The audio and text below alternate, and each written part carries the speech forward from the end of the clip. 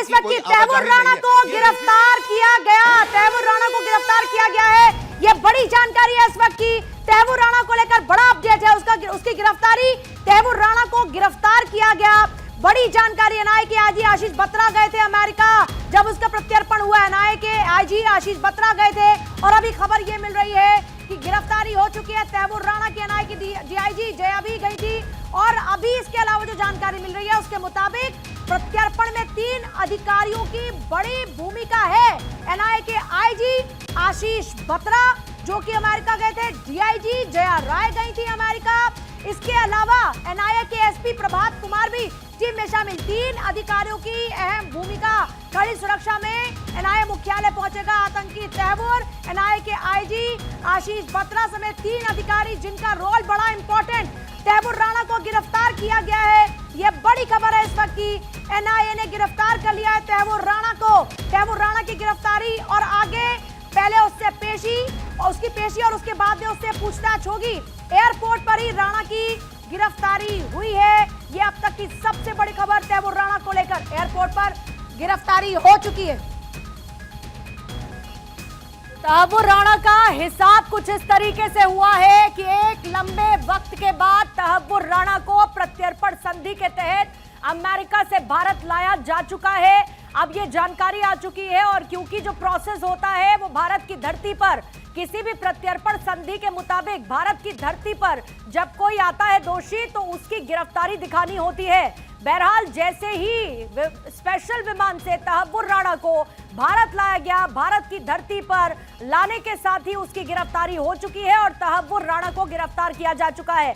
अब यहां एयरपोर्ट से सीधे एनआईए हेडक्वार्टर आतंकी तैमूर ले जाया जाएगा। बुलेट प्रूफ गाड़ी में एनआईए मुख्यालय आतंकी तैमूर राणा को ले जाया जाएगा, जहां पर उसका मेडिकल भी साथ साथ होना है।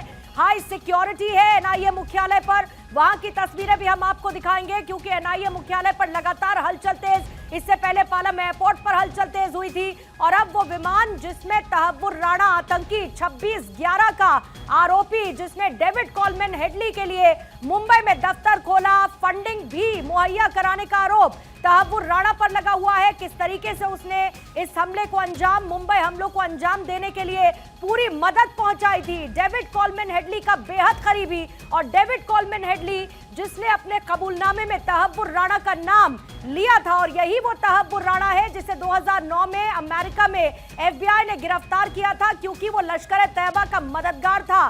कोपेनहेगन में भी एक हमले को अंजाम देने का आरोपी ये ही तैमूर राणा था, जिसे अब भारत प्रत्यर्पण संधि के तहत लाया गया है। प्रधानमंत्री मोदी जब अमेरिका पहुंचे थे, इस बात का अनाउंसमेंट एक सवाल के जवाब में डोनाल्ड ट्रंप की तरफ से किया गया था कि इस प्रत्यर्पण संधि के तहत भारत को सौंपा जाएगा तैमूर राणा, और यह एक बहुत बड़ा अचीवमेंट है क्योंकि इसको लेकर लगातार कोशिशें हो रही थी और अब तैमूर राणा भारत लाया जा चुका है और साथ ही उसकी गिरफ्तारी भी हो चुकी है। एनआईए हेडक्वार्टर पर मेरे सहयोगी इस वक्त मौजूद है इंदर, और साथ ही मेरे सहयोगी गौरव भी मेरे साथ जुड़े हुए हैं। पहले जरा एक बार गौरव के पास चलते हैं क्योंकि गौरव अपडेट ये है कि गिरफ्तारी हो चुकी है तैमूर राणा की और यहां से सीधे एनआईए हेडक्वार्टर तैमूर राणा को ले जाया जाएगा। लेकिन ये बहुत महत्वपूर्ण, एक लंबे वक्त की मेहनत, जब 26/11 हमले का आरोपी आतंकी तैमूर राणा भारत की धरती पर है और भारत में अब उसकी गिरफ्तारी भी दर्ज हो चुकी है। गौरव, इंदर पहले आपके पास आ जाती हूं, उसके बाद हलचल के लिए जरा गौरव के पास जाऊंगी। इंदर जरा एनआईए हेडक्वार्टर पर बता दीजिए किस तरीके की हलचल है, क्योंकि एयरपोर्ट से अब सीधे एनआईए हेडक्वार्टर तैमूर राणा को लाएगी टीम। बिल्कुल, देखिए साफ तौर से पूजा, तैमूर राणा की गिरफ्तारी की जो प्रक्रिया है वो शुरू कर दी गई है और साफ तौर से देखिए ये एक प्रोटोकॉल होता है क्योंकि जब भी कोई प्रत्यर्पण होता है तो जब उसको भारत में लेकर आया जाता है तो उसकी पहले अरेस्टिंग दिखाई जाती है और उसके बाद संबंधित जो एजेंसी है या फिर विभाग है वहां उसको लेकर जाया जा सकता है। तो ऐसे में देखिए जो गिरफ्तारी की प्रक्रिया है वो शुरू हो गई है। एनआईए के बाहर आपको हम दिखाते हैं, यहाँ पर देखिए हलचल तेज हो गई है। हलचल तेज है लेकिन सड़कों पर सन्नाटा पसरा हुआ है। वो इसलिए पसरा हुआ है क्योंकि यहाँ पर सुरक्षा कारणों की वजह से इस पूरी रोड को डाइवर्ट कर दिया है। आपको एक सेकंड रोक रही हूं इंदर, जरा तस्वीरें आ चुकी है, देखिए पालम एयरपोर्ट की, और ऐसा मुमकिन इन तस्वीरों से क्योंकि अधिकारियों की मौजूदगी वहां पर थी और ये पालम का एयरफोर्स स्टेशन है जहां पर स्पेशल विमान लैंड हुआ है और अब ऐसा लगता है इन तस्वीरों को देखकर कि तहव्वुर राणा को बाहर लाया गया है। हाई सिक्योरिटी एंड इस वक्त पालम एयरपोर्ट पर था, जहां से गाड़ियां रवाना हुई हैं और मुमकिन है कि इसी गाड़ी में तहव्वुर राणा है। पहले गिरफ्तारी रक्षा मंत्रालय का ये काफिला है। अपडेट, और देखिए थोड़ी देर में वो तस्वीरें भी आएंगी जब तहव्वुर राणा को पालम एयरपोर्ट से बाहर लाया जाएगा। अब से थोड़ी ही देर बाद वो तस्वीरें दिखेंगी और उसके फौरन बाद एयरपोर्ट से जहां पर तहव्वुर राणा की गिरफ्तारी दिखा दी गई है, उसको गिरफ्तार किया जा चुका है, सीधे उसे एनआईए हेडक्वार्टर ले जाया जाएगा। इंदर, वापस आपके पास आते हैं, बैक टू यू। देखिए इस वक्त एनआईए ऑफिस के सामने आप देखिए, आपको यहाँ पर एक हलचल दिखाई देगी। आप देखिए यहाँ पर एक अलग तरह से यहाँ पर जो फोर्सेस हैं उनको और बढ़ाया जा रहा है, डिप्लॉयमेंट और की जा रही है, क्योंकि देखिए पूरी रोड्स को ब्लॉक तो किया गया है, आवाजाही पूरी तरह से बंद है, लेकिन आप देखिए यहाँ पर अर्धसैनिक बलों को और यहाँ पर लगाया जा रहा है और यहाँ पर उन लोगों को डिप्लॉय किया जा रहा है, क्योंकि देखिए तहव्वुर राणा किसी वक्त भी यहाँ पर पहुंचेगा होता है। ऐसे में अब यहाँ पर सुरक्षा के लिहाज से जो फोर्सेज है उनको और डिप्लॉय किया जा रहा है। देखिए कुछ टुकड़ियों को उधर तैनात किया जा रहा है, वो देखिए सामने वहां पर बैरिकेड्स लगे हुए हैं, पूरी तरह से जो रोड है वो ब्लॉक है। ये देखिए यहाँ पर ये डिप्लॉयमेंट यहाँ पर कर दिया गया है। अब यहाँ पर सुरक्षा और सुरक्षा के जो कड़े इंतजाम है वो साफ तौर से अब और देखने को मिलेंगे। देखिए कुछ लोगों को वहां पर भी तैनात किया गया है। आप देखिए यहाँ पर ब्रीफिंग भी की जा रही है, तो साफ तौर से अब एनआईए ऑफिस के बाहर इस वक्त यहाँ पर हलचल है और यहाँ पर अब सुरक्षा के लिहाज से यहाँ पर और फोर्सेस को यहाँ पर तैनात किया जा रहा है। दिल्ली पुलिस के जो आला अधिकारी हैं वो इनको यहाँ पर ब्रीफ भी कर रहे हैं। इस साइड अगर आप देखेंगे तो दिल्ली पुलिस के जवान हैं और ये तस्वीरें लगातार हम पूजा अपने दर्शकों को एनआईए ऑफिस के बाहर से दिखा रहे हैं। और ये देखिए ये एनआईए का वही ऑफिस है जहां पर अब से कुछ ही देर में तहव्वुर राणा को लेकर एनआईए की जो टीम है वो पहुंचेगी। ग्राउंड फ्लोर के सेल पर उसको पहले लेकर जाया जाएगा और उसके बाद उसका मेडिकल एग्जामिनेशन। और तब तक क्यों नहीं इंदर जरा इसका बही खाता खोल लेते हैं तहव्वुर राणा का, क्योंकि 405 पन्नों की वो चार्जशीट थी जो यहाँ तैयार की गई मुंबई हमले को लेकर, मुंबई आतंकी हमले को लेकर, और किस तरीके से तहव्वुर राणा मददगार साबित हुआ डेविड कोलमैन हेडली के लिए, उन 10 आतंकियों के लिए जिनमें से 9 को मार गिराया गया था, 10वां कसाब का था। और अब जल्दी से इंदर आपके पास जैसे जैसे जानकारी आती जाए बताती जाइएगा। इंदर। पूर्णिमा ये देखिए यहाँ पर देखिए तस्वीरें लगातार एनआईए के बाहर से हम आपको दिखा रहे हैं और ये देखिए यहाँ पर फोर्सेस जो हैं उनका डिप्लॉयमेंट लगातार अलग अलग जगह सुरक्षा कारणों की वजह से किया जा रहा है, क्योंकि देखिए भारत का मोस्ट वांटेड आतंकी तहव्वुर राणा किसी वक्त भी एनआईए दफ्तर की तरफ उसको एनआईए की टीम लेकर पहुंच सकती है। और ऐसे में ये तस्वीरें भारत 24 पर ये देखिए इस तरह की जो तस्वीरें हैं एनआईए ऑफिस के बाहर से लगातार यहाँ पर अब जो हलचल है वो थोड़ी सी बढ़ती हुई यहाँ पर दिखाई दे रही है। आप देखेंगे दिल्ली पुलिस की आपको यहाँ पर वैन दिखाई देगी, दिल्ली पुलिस के जवान हैं, लेकिन अर्धसैनिक बलों की जो टुकड़ियां हैं उनको भी यहाँ पर बढ़ाया जा रहा है। और एक चीज ये देखिए, मैं आपको ये दिखा देता हूँ, देखिए तकरीबन मैं लौटती हूँ इंदर, जैसे ही देखिए हलचल, बिल्कुल रुकिएगा मत, फौरन अपडेट दीजिएगा, मैं आपके पास लौटूंगी। गौरव के पास इस वक्त चलती हूँ, पालम एयरपोर्ट इस वक्त वो मौजूद है, क्योंकि गौरव ये बहुत इंपॉर्टेंट मोमेंट है और इंपॉर्टेंट मोमेंट ना उस डिप्लोमेसी की जीत का है बल्कि आतंक के खिलाफ भारत की मुखर आवाज की एक इतनी बड़ी जीत है कि अमेरिका से तहव्वुर राणा का प्रत्यर्पण संधि के तहत प्रत्यर्पण हो चुका है भारत में और अब उसकी गिरफ्तारी भी हो चुकी है। कितनी देर में इस बात की उम्मीद की जाए कि तहव्वुर राणा को टीम निकलेगी लेकर पालम एयरपोर्ट से और सीधे पहुंचेगी एनआईए हेडक्वार्टर? गौरव। देखिए पूर्णिमा, अगर बात करें निश्चित तौर पे भारत की एक कूटनीतिक जीत है और आप देखिए कि जिस तरीके से ये प्रत्यर्पण हुआ है अपने आप में कहीं ना कहीं ये जो बड़ी जीत सरकार अपना मान के चल रही है। दूसरी सबसे बड़ी बात है 26/11 की अगर हम बात करें तो अब वो तमाम बड़े राज खुलेंगे 26/11 से जुड़े जो अब तक नहीं खुल पाए थे और खास करके तहव्वुर राणा के साथ एनआईए जो है वो पूछताछ करेगी। और साफ तौर पर अगर हम बात देखें जिस तरीके से 26/11 का अटैक हुआ उसके बाद से साफ तौर पर हम उस जितना नुकसान हुआ भारत का उस और और कितने सारे लोग जो थे वो मारे गए थे, 18 से ज़्यादा पुलिसकर्मी इसमें मारे गए। ये अब पूरा जो हिसाब है वो भारत चुकता करेगा। तहव्वुर राणा की अगर बात करें तो उसके मूवमेंट को लेकर के जो पल पल की जो तैयारी है वो अपने तरफ से एनआईए और दिल्ली पुलिस लगातार कर रही है। और पालम एयरपोर्ट की तस्वीरों को अगर हम देखें तो ये वो हिस्सा है। अब से थोड़ी देर पहले जो है यहाँ से जो रक्षा मंत्री राजनाथ सिंह, हालांकि उनका जो कॉन्वाई था वो निकला था, और अभी फिलहाल फिर से एक बार जो सुरक्षा बंदोबस्त है वो यहाँ पर कर दिया गया है। और इस रोड पे रह रह करके जो मूवमेंट है वो उसी तरीके से हो रही है, क्योंकि अगर इस बात करें इस पूरे रोड की, यही देखिए सामने जो गेट है यहाँ से लेकर के उसको निकलेंगे तो एक पूरी जो कॉन्वाई होगी वो यहाँ से रवाना होगी निकल करके, और उसमें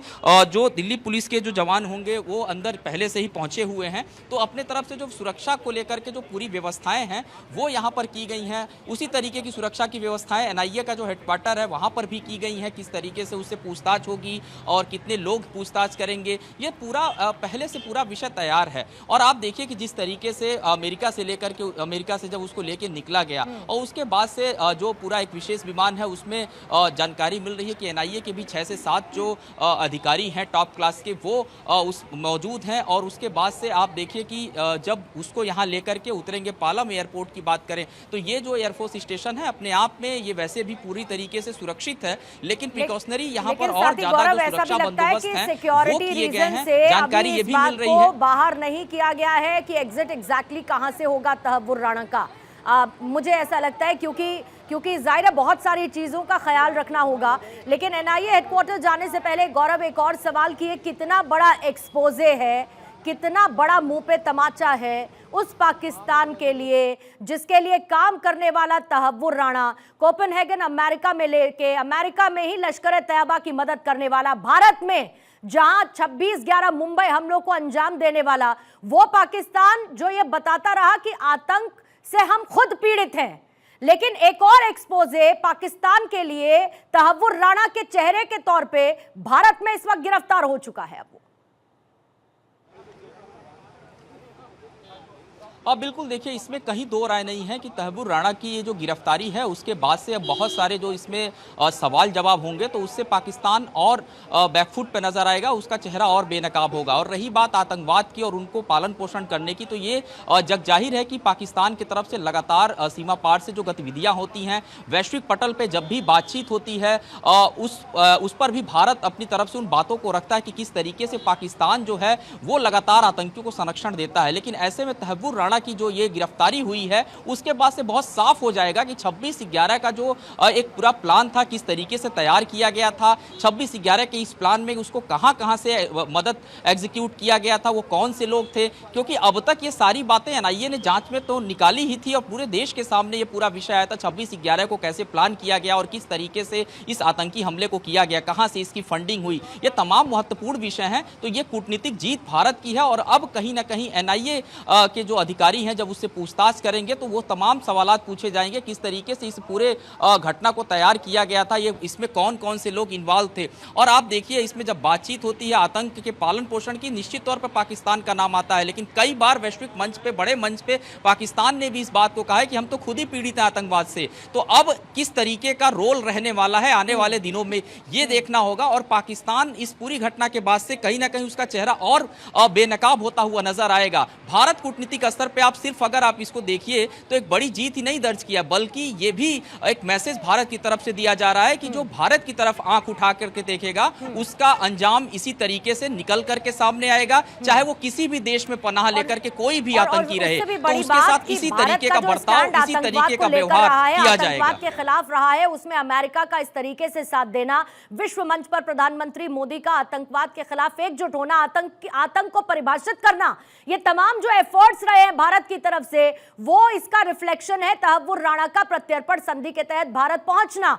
लेकिन कैसे वो 60 घंटे कोई भूल सकता है जब 26 तारीख की रात को, 26 नवंबर की रात को साल 2008 में जब इन आतंकियों ने तांडव मचाया था और 60 घंटे तक मुंबई में अलग अलग जगहों को निशाना बनाया गया, 175 लोग इस आतंकी हमले में मारे गए थे। इंदर, एक बार जल्दी से आपके पास आना चाहूंगी, जरा और वहां की तस्वीरें आप दिखाइए, क्योंकि किसी भी वक्त एनआईए मुख्यालय पहुंच सकता है, तहव्वुर राणा उसको लेकर टीम पहुंच सकती है। फिर उसके बाद कुछ मेहमान हैं, उनका भी टेक और एक्सपर्टीज इस पर मैं लूंगी। इंदर।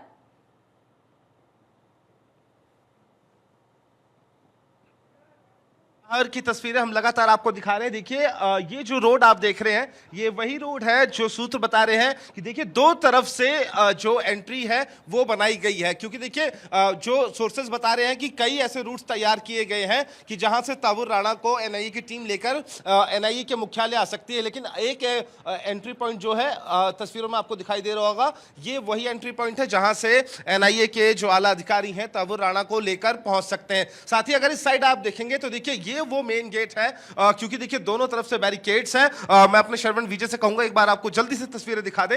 ये देखिए ये जो मेन गेट है, यहां से तावुर राणा की जो एंट्री है वो कराई जाएगी और ग्राउंड फ्लोर पर जो सेल बनाया गया है उसको वहां पर लेकर जाया जाएगा पूर्णिमा। उसके बाद सबसे पहले पहुंचने के बाद उसका जो मेडिकल एग्जामिनेशन है वो किया जाएगा और उसके बाद फिर उसको कोर्ट में पेश किया जाएगा। और कोर्ट में पेश करने के बाद यह देखना दिलचस्प जरूर होगा पूर्णिमा कि आखिरकार कितने दिन की रिमांड एनआईए को मिलती है, क्योंकि बहुत सारे सवाल हैं, सवालों की एक लंबी फहरिस्त है जिसका जवाब तावुर राणा को देना है। पूर्णिमा बिल्कुल। और इस 26/11 हमले के लिए उन 9 आतंकियों जिसमें एक कसाब 10वां रहा, उन सबके नाम तो हर किसी को पता है, लेकिन कैसे लोकल लेवल पर हेल्प हुई, कैसे सारी की सारी रेकी की गई, कैसे जगहों को स्पॉट करते हुए तैयारी की गई, हथियार कैसे पहुंचे, किसने मदद की, ऐसी बहुत सारे खुलासे हैं जिनको सामने आना बाकी है। और हर किसी की निगाह इस बात पे है कि कैसे तहव्वुर राणा को लेकर आगे की प्रक्रिया, न्याय की प्रक्रिया भारत की भूमि पर आगे बढ़ती है। मैं आप दोनों के पास लौटूंगी जैसे ही गौरव पालम एयरपोर्ट पर कोई हलचल हो, प्लीज मुझे इंडिकेट कीजिएगा। इंदर आपके पास भी जैसे ही कोई जानकारी हो मुझे बताइएगा, मैं फौरन लौटूंगी आपके पास। रिटायर्ड कर्नल टीपी त्यागी इस वक्त हमारे साथ मौजूद हैं, बीके खन्ना डिफेंस एक्सपर्ट के तौर पर, टीपी त्यागी साहब भी डिफेंस की एक्सपर्टीज है, हमारे साथ दोनों इस वक्त मौजूद हैं। टीपी त्यागी साहब आपके साथ जल्दी से शुरुआत करती हूं सर, और साथ ही यह भी समझना चाहती हूं कि 17 साल का एक लंबा इंतजार रहा और भारतवासियों को इस बात का इंतजार था कि कब तहव्वुर राणा इस देश पर आए और इस देश में जहां उसकी गिरफ्तारी हो और आगे न्याय की प्रक्रिया बढ़े।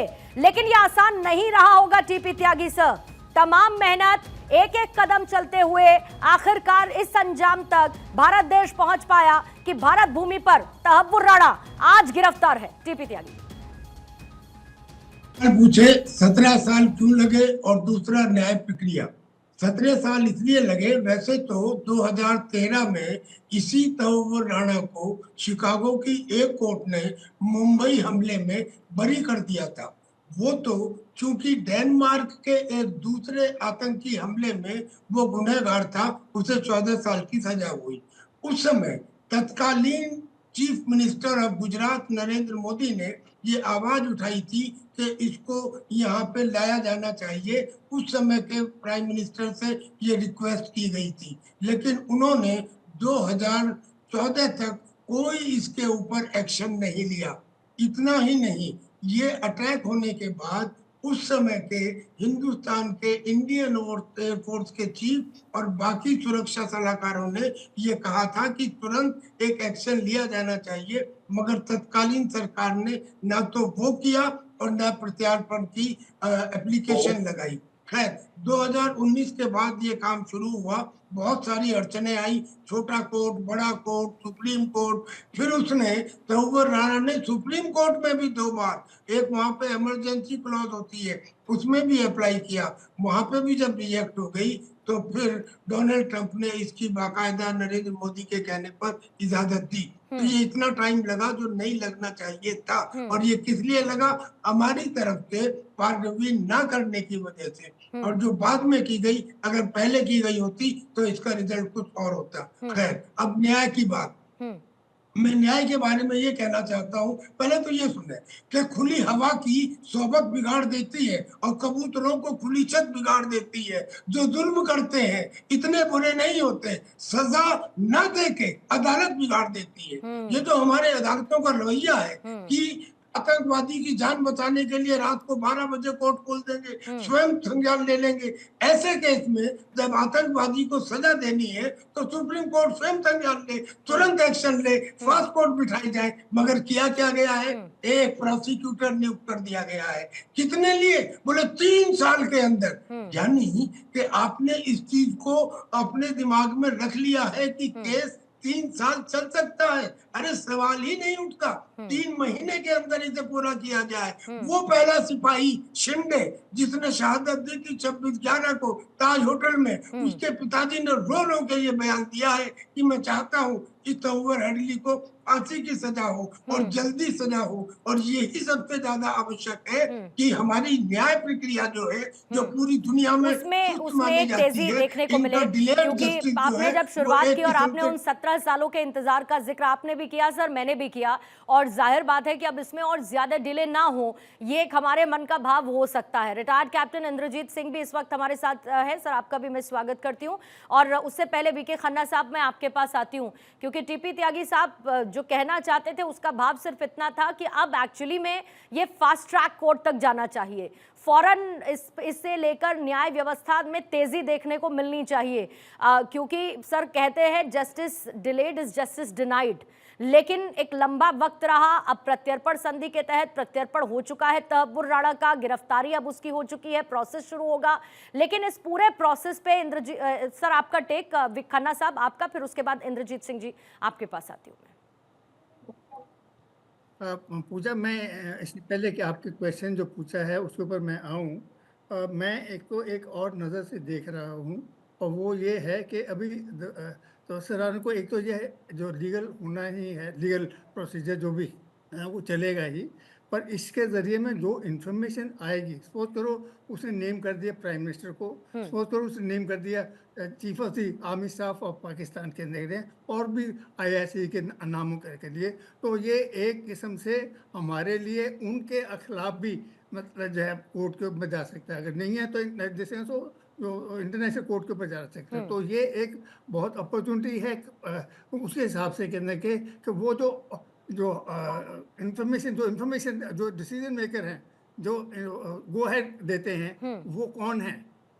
ये शायद नहीं है, ये हेडली नहीं है, ये जरिए हैं, ये आपके आपने जो दिखा रहे हैं ये जरिए हैं, उन्होंने ऑर्डर दिए हैं, इन्होंने आगे इम्प्लीमेंट कर दिए हैं, पर उसके ऊपर उनके ऊपर पहुंचना बहुत ज़रूरी बात है, उससे कि जो है पाकिस्तान को असली धक्का तो तब पड़ेगा जब ये के लिए उनको पता लगेगा डिसीजन मेकर्स के ऊपर भी आ रहे हैं। हाँ, इसमें कोई शक नहीं है कि ये जो प्रोसेस है इसके अंदर जो है लीगल प्रोसेस है उसको थोड़ा सा एक्सपीडिएट करना चाहिए, डे टू डे हियरिंग होनी चाहिए इसके अंदर है।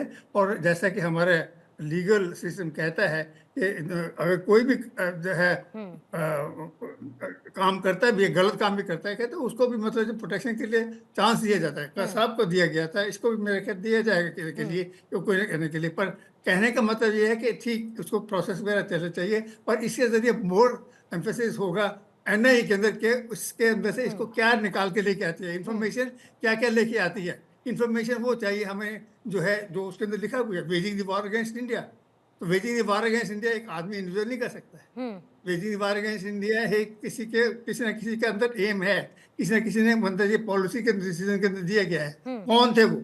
ISI, Pakistan army. कहा जाता है आमतौर पर पाकिस्तान आर्मी के साथ में अंदर कि बाकी वाले जो कंट्रीज हैं वो तो आर्मी को रखते हैं, और पाकिस्तान आर्मी है जो एक कंट्री को रखा हुआ है जिसमें, तो पाकिस्तान आर्मी भी उसके अंदर बहुत जरूर इन्वॉल्व है करने के लिए। तो वे कितना उसमें से निकल के आता है ये NIA करने के लिए, ये NIA के ऊपर डिपेंड करेगा। मैं उसके ऊपर ज्यादा जोर दूंगा कि अंदर क्या निकाल के लेके आते हैं उसके लिए। Right sir. कैप्टन इंद्रजीत आपके पास आने से पहले जल्दी से देखिए आपको अपडेट दे दूं, एयरपोर्ट से NIA मुख्यालय अब से थोड़ी देर बाद तहव्वुर राणा को ले जाया जाएगा। अब से थोड़ी देर बाद वो स्पेशल विमान पालम एयरपोर्ट पर लैंड हुआ, जहां पर गौरव इस वक्त मौजूद है, वहां से वो तस्वीरें लगातार दिखा रहे हैं, और उसके बाद जैसे ही वो गेट से एग्जिट होगा फौरन NIA हेडक्वार्टर लिया जाएगा, और उसके बाद आगे की प्रक्रिया शुरू होगी। तहव्वुर राणा प्रत्यर्पण संधि के साथ अमेरिका में जहां पर वो बंद था, जेल में बंद था, 2009 में उसकी गिरफ्तारी हुई थी, और उसके बाद कोपेनहेगन में भी जहां पर एक हमले में सपोर्ट देते हुए, फिर उसके अलावा लश्कर तैयबा की मदद करने के लिए, ऐसे तमाम आरोप थे जिनके तहत वो अमेरिका में था, सजा काट रहा था। फिर उसके बाद प्रत्यर्पण संधि के तहत भारत अब उसे प्रत्यर्पित कर दिया गया है, जहां पर वो आ चुका है, और फिर NIA हेडक्वार्टर वो पहुंचेगा। कैप्टन इंद्रजीत सिंह आपके पास आते हुए जल्दी से, क्योंकि सर हर कोई 26/11 की उस रात को, और हम पत्रकार भी उस 26/11 की रात को और वो 60 घंटे भूल नहीं सकते जिस तरीके का तांडव इन आतंकियों ने मुंबई में मचाया था। और ये वो तहव्वुर राणा है जिसने ऐसी मदद पहुंचाई थी जिस मदद के बगैर उस आतंकी हमले को अंजाम देना मुमकिन नहीं था। मतलब सब कुछ साफ तरीके से, छोटी छोटी मदद, इनफैक्ट सर फंडिंग का भी आरोप है इस तहव्वुर राणा पर। तो बहुत जरूरी है कि इसके साथ ऐसा सलूक हो कि ये पूरी दुनिया में संदेश जाए कि आतंक के लिए जीरो टॉलरेंस भारत की धरती पर था, है और आगे भविष्य में भी रहेगा। कैप्टन इंद्रजीत जी। निश्चित तौर पे पूर्वा, ये भारत की एक बहुत बड़ी जीत है। भारत की सरकार ने जिस तरह से कदम उठाया है, आज एक इस तरह के आतंकवादी को अमेरिका की धरती से प्रत्यार्पण करके भारत में लाए हैं और एनआईए ने अपनी कस्टडी में उसको तुरंत लेगी और एनआईए कोर्ट में उसको ले जाया जाएगा। उसके साथ अन्य एजेंसियां हैं, वो भी इसके ऊपर अपना काम करेंगी। तो इसको अब कहीं से कहीं बख्शा नहीं जाएगा। और अभी त्यागी साहब जो कह रहे थे, बिल्कुल ठीक कह रहे थे कि इसको फास्ट कोर्ट में इसका केस चलाया जाए, तो बिल्कुल ऐसा ही होगा, फास्ट कोर्ट में ही चलाया जाएगा, क्योंकि न्याय पहले ही बहुत डिले हो चुका है। ज्यादा डिले हो जाना तो न्याय की कोई प्रक्रिया की कोई मतलब नहीं रह जाता। न्याय अगर फरियादी को समय से मिल जाए तो उस न्याय की एक बहुत बड़ी अहमियत होती है, और वही न्याय समय निकल जाए, गुजर जाए, तो फिर न्याय जिसको मिलता है उसको भी लगता है कि हमें कुछ नहीं हासिल हुआ। तो इस पे पूरा देश इंतजार कर रहा है। 26/11 एक ऐसा मामला था जिसको उससे पूरा देश ही नहीं, विदेशी लोग भी उससे पीड़ित हैं, वहां के लोग भी, उसमें काफी लोग मारे गए थे। तो ये कोई छोटा पूरा नहीं है। और उसका ताना बुनने वाला ये जो है ना, ये आतंकी था। इसने जिस तरह से उसके हर तरह से ताना बाना हुए थे, उसको फंडिंग मुहैया कराई थी, हथियार मुहैया कराए थे, तो ये इसका पूरा करता धरता था। तो भारत की जो सरकार अभी है वर्तमान में, उसने इस चीज के ऊपर बहुत विशेष ध्यान दिया। एक इसी के ऊपर नहीं, जितने भारत के आतंकवादी हैं, भारत में जिस तरह से उन्होंने आतंक फैलाया है, कहीं ना कहीं हमारे देश को चोट पहुंचाई है, तो वो कहीं बख्शे नहीं जा रहे। उनको सबको विदेशों से लाया जा रहा है और वो रिजल्ट आज हमारे सबके देश के सामने है। तो आज देश इसके ऊपर बहुत अपने आप को फक्र समझ रहा है कि आज हमने बहुत बड़ी विजय हासिल की है। और वाकई में ये विजय की काम है, क्योंकि पिछली सरकारें रही है, 10 साल में इसके ऊपर कोई काम नहीं हुआ। अगर पहले भी काम हुआ होता तो शायद इतना समय नहीं लगता। एक 17 साल का समय बहुत लंबा समय होता है। तो ये सरकार की मंशा के ऊपर डिपेंड करता है। इस सरकार ने मंशा दिखाई तो आज उसको इतने बड़े आतंकवादी को इसीलिए कैप्टन साहब ये कहा जाता है कि सिर्फ नीति बनाने से कुछ नहीं होता, नीति के साथ साथ नियत भी चाहिए होती है। और शायद उसी नियत का और नीति का ये नतीजा रहा। और साथ ही जो संबंध डिप्लोमेसी लेवल पे हमने बाकी देशों के साथ फॉरेन पॉलिसी आधारित जो संबंध हमने डेवलप किए हैं, और सबसे बड़ी बात ये भी है कि जो भारत अब कहता है उसको बहुत गंभीरता के साथ पूरी दुनिया सुनती है, इंक्लूडिंग अमेरिका। लेकिन इसके एक और पर्सपेक्टिव है, उसको भी जरूर समझना होगा। उससे पहले मैं एक बार गौरव और इंदर के पास जल्दी से क्विक अपडेट लेकर आती हूँ। गौरव, आपके पास वहां पर कोई मूवमेंट अभी दिख रहा है क्या? पूर्णिमा, देखिए जो सबसे बड़ी बात यह है कि मूवमेंट जो होगी वो तभी होगी जैसे ही उसको यहाँ से लेके निकलने की तैयारी होगी, क्योंकि जो सोर्सेज बता रहे हैं कि जो ये पालम एयरपोर्ट स्टेशन है, जब विमान अंदर पहुँच जाएगा उसके बाद से उसके जो गिरफ्तारी की प्रक्रिया है वो होगी, उसके बाद उसका मेडिकल होगा और उसके बाद सीधे तौर पर एनआईए की जो टीम है वो उसको यहाँ से लेकर के सीधे एनआईए हेडक्वार्टर के लिए लेकर के निकलेगी। तो ये जो प्रोसीजर है उसकी तो तैयारी पूरी तरीके से हो चुकी है। और उसके लिए आप देखें कि जिस तरीके की व्यवस्थाएं हैं, आमतौर पे अब से थोड़ी देर पहले रक्षा मंत्री राजनाथ सिंह लौटे थे तो इस पूरे रोड को बंद किया गया था, क्योंकि वीआईपी मूवमेंट था। और उसके बाद से तहव्वुर राणा को जब निकालेंगे तो इस पूरे मार्ग को पूरी तरीके से बंद करेंगे। और ये जो मूवमेंट होगी मुश्किल से 10 मिनट का एक पूरा वक्त लगेगा। उतने प्रोसीजर के बाद से वो कॉन्वॉय जो पूरा है वो यहाँ से रवाना होगा। तो ये सिर्फ यही एक मार्ग नहीं, इस मार्ग से निकलने के बाद एक वैकल्पिक मार्ग की भी व्यवस्था दिल्ली पुलिस ने अपने तरफ से की है, और उसको लेकर के दिल्ली ट्रैफिक पुलिस ने भी अपने तरफ से पूरा जो तैयारी है वो किया है। इसके अलावा अगर बात करें उसको रखने की और किस तरीके का एक पूरा जो प्रोसीजर होगा उसको कैसे आगे फॉलो करना, इसको लेकर के भी जो एनआईए के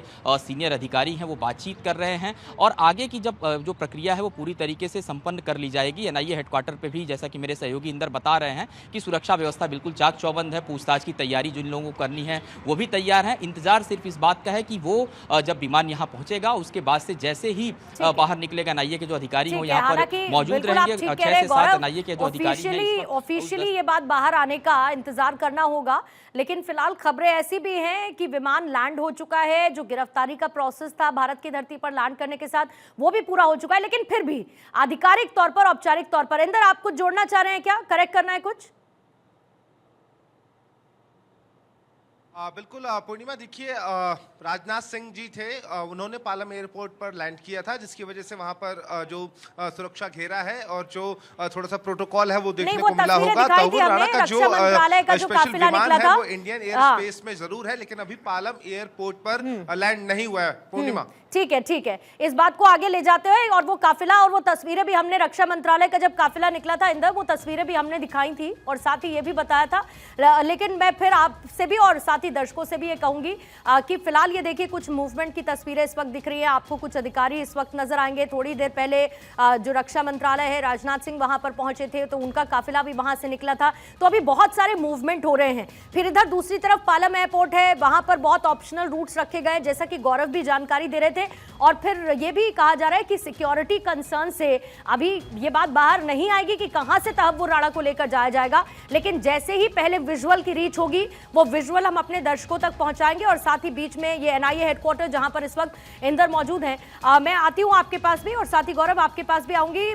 टीपी त्यागी सर, मैं इस पर्सपेक्टिव की मैं एक बात कर रही थी, क्योंकि आतंकवाद को लेकर भारत एक ऐसा देश रहा जो बार बार ये कहता रहा कि आतंक की एक परिभाषा को आप लोग निर्मित करिए। ये कहता रहा भारत की आतंकवाद को लेकर तमाम देशों को मंच पर एक साथ आना पड़ेगा और तभी हम इस आतंकवाद से डील कर पाएंगे, क्योंकि आतंकवाद एक ऐसा जहर है जो शायद हर देश की धरती में किसी ना किसी तरीके से घुल चुका है। अगर मैं अमेरिका की बात करूं सर, तो अगर आतंकी हमला, वर्ल्ड ट्रेड सेंटर जैसा हमला अगर अमेरिका नहीं देखता तो शायद अमेरिका को भी वो गंभीरता समझ में नहीं आती। ऐसे वो तमाम देश है जो आतंक के इस दंश को झेल रहे हैं, लेकिन कहीं ना कहीं एक कोलैबोरेटिव मंच पर आना पड़ेगा, जब उस आतंक के जनक पाकिस्तान को यह बताना पड़ेगा कि तुमको हमें अलग थलग करना होगा। जब तक तुम आतंक का साथ नहीं छोड़ते, जब तक तुम आतंक को पालना पोसना नहीं छोड़ते, जब तक उनको मदद पहुंचाना बंद नहीं करते, और ये आज के समय की जरूरत है, पूरी दुनिया को साथ आकर ये कहना होगा। देखिए, इजराइल और हमास के युद्ध से अगर कोई सबक मिलता है तो वो ये मिलता है कि वेस्ट एशिया में सबसे ज्यादा आतंकी है और सबसे ज्यादा आतंकवाद है। और वेस्ट एशिया के एक किनारे पर इजराइल है और दूसरे किनारे पर भारत है। हम दोनों देशों की एक जैसी समस्याएं हैं, हम आतंकवाद से ग्रसित हैं। और अब आतंकवाद से वो जो लिबरल डेमोक्रेसीज हैं, जो अपने यहाँ किसी भी शरणार्थी को आने के लिए वेलकम करती थी, वो भी फिलिस्तीन के प्रदर्शनों के बाद समझ चुकी हैं। और अमेरिका भी 9/11 के हमले के बाद में समझ चुका है। उससे पहले तो वो हिंदुस्तान अगर शिकायत करता था उसे सुनती नहीं थी। और हमारा कहना यह है कि हमें शिकायत कभी करनी ही नहीं चाहिए थी। ये कहना कि आतंकवाद के लिए सबको साथ तो आना होगा, लेकिन खुद भी तो एक्शन लेना होगा। अब मैं आपको सिर्फ 26/11 के हमले की बात बताता हूँ। ये हमला छोटा मोटा नहीं था, ये 2 साल तक इसकी रेकी की गई थी। 2 इयर्स तक मोटर बोट में बैठ के, किनारे पे बैठ के। तो इसमें 3 सुरक्षा घेरे थे। पहला था नेवी का, दूसरा था कोस्ट गार्ड का और तीसरा था पुलिस का। अब वो अरेबियन सागर के अंदर जो नावें एंटर हुई, वो नेवी के आंखों से कैसे ओझल हो गई पता नहीं। सर, इन लूप होल्स पर देखिए विस्तार से बहुत चर्चा